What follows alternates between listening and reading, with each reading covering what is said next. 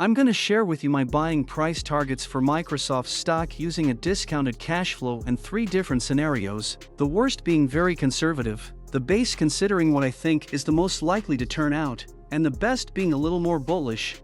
It's also important to note that the variables I'm going to use consider the next 5 years, and they are revenue growth, share change, profit margin, price to earnings, and expected returns.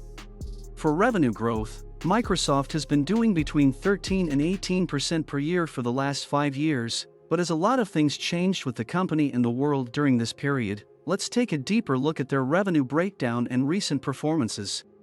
Their cloud services are very profitable and the fastest growing part of the business, representing 40%, which includes Azure, server products, and other cloud services. They grew 20% last quarter, or 26% considering current currency. I believe the cloud segment will keep growing above 20% per year on average for the next 5, even if they face some recession headwinds in the short term. They are the leader in the space together with Amazon AWS, and as online businesses keep growing, their customer base and revenue per customer will keep up with it.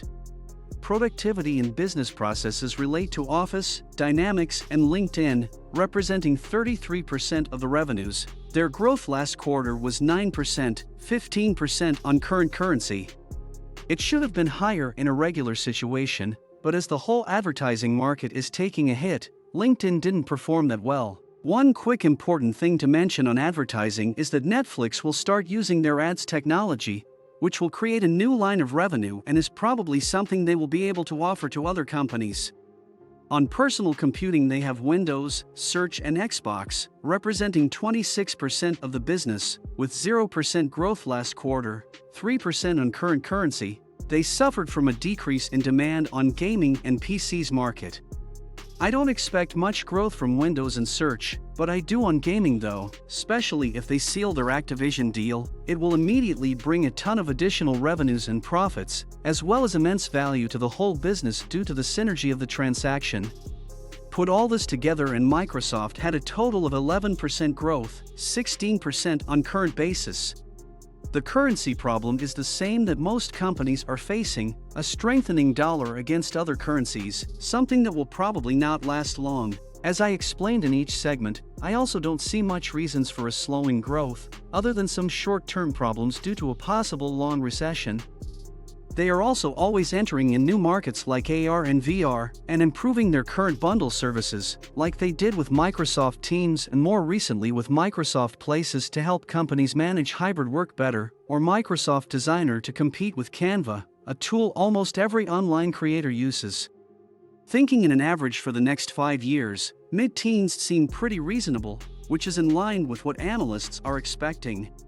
I have no reason to believe they will grow single digits, so I'm gonna do 11% for the worst case, 13% on the base and 15% on the best case scenario. On share change, if we look their shares outstanding we can see they do about 1% of share buyback per year. They also pay about 1% of dividends, and as my discounted cash flow doesn't consider them, I'll add on the share change, considering 1.5% on the worst case, 2% on the base and 2.5% on the best. Note that the percentages are negative because the shares outstanding will decrease, increasing shareholders' position, which is a great thing. For profit margins, due to the PC market boom in the last 2 years, their advertising and cloud businesses' high growth and profitability, their margins increased significantly, but is decreasing now in 2022 and will likely continue in the next quarter.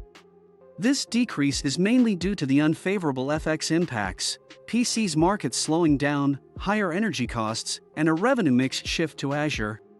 On the positive side, during the conference call Amy Hood, the CFO said, our sequential headcount growth from Q1 to Q2 will be minimal. It'll be about investing where we said we would invest, which is in focused areas. We've added a lot of headcount over the past 12 months, and we want to make sure we use those headcount in the most productive way possible. This is the same path other tech companies are taking, and I think it will be a great thing for the industry, more productive and profitable companies. With that said, I don't want to be over-optimistic considering their all-time high margins. The short term doesn't look good, but I also don't think it will go down much more, especially in 5 years' time, so I'll go with the current 34% on all scenarios. price to earnings, let's take a quick look at their historic numbers. We can see that in the past few years their lowest PE was 23, close to what it got a few days ago, and it was often above 30. But probably due to the increase in margins combined with a bull market, things that aren't the case anymore. I'll be conservative and assume 16 on the worst. They have such a strong moat that I don't see Microsoft's PE below that. For the base case I'll do 20, and on the best 25. As I usually do on expected returns, I'll go with 15% in all scenarios, what I consider to be a good annual return, above the market average, and it also gives me a good safety margin in case my assumptions are wrong. Okay, let's see what we get in each scenario and compare to current prices. Keep in mind that this is not financial advice. For the best case, the fair value for Microsoft stock is $322, so if my assumptions are correct, there is a 30% upside potential here. For the base case, my buying price is $240, pretty close to current prices of $247, a 3% difference. And on the worst case, the scenario I think is the least probable, I got $179, meaning the price should go down 28% from here.